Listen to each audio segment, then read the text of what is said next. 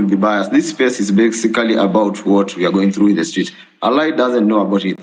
In short, Alai amekuwa kiongea mbaya kwa hili story ya maandamano. I really don't think Alai can Alai speak can for himself. We can't limit anybody from speaking. Everybody has the freedom to speak here. No, Alai is very bad.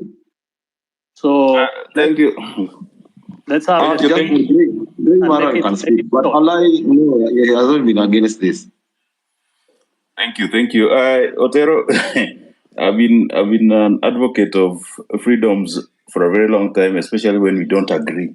So I would ask you to learn that lesson that you should listen to people, especially when they don't agree with you. And that's what the president is trying to do here. We don't agree with him, and that's why we want him to listen to us, and he agreed to come to the space. And moving forward, I really want to tell the president that, Mr. President, you know that your success is our success, and we really want you to succeed. The problem is that I don't know if you really want yourself to succeed as a president of Kenya. Because from the moment you got to be the president, there are things you did which I think just sabotaged your presidency. When you decided to say that you are not going to listen to intern doctors, I said, does the president know what he's doing? Because he's touching the hearts of Kenyans. These are the people who spend most of their time in public hospitals. When the president didn't take up the matter of pending bills and tell the counties and the national government to pay the pending bills, you know that one is touching the middle class, the working class. And these are the people who mobilize their children, called Gen Zs. And they came out and said no. When you removed Linda Jamii, when we interfered with Edu Afia, when we saw your friends and very close associates working with bunch of money, 10, 20 million in churches, Mr. President, I think you sabotage your own presidency. And that's why I ask myself that the president really tells us that he means well for the country.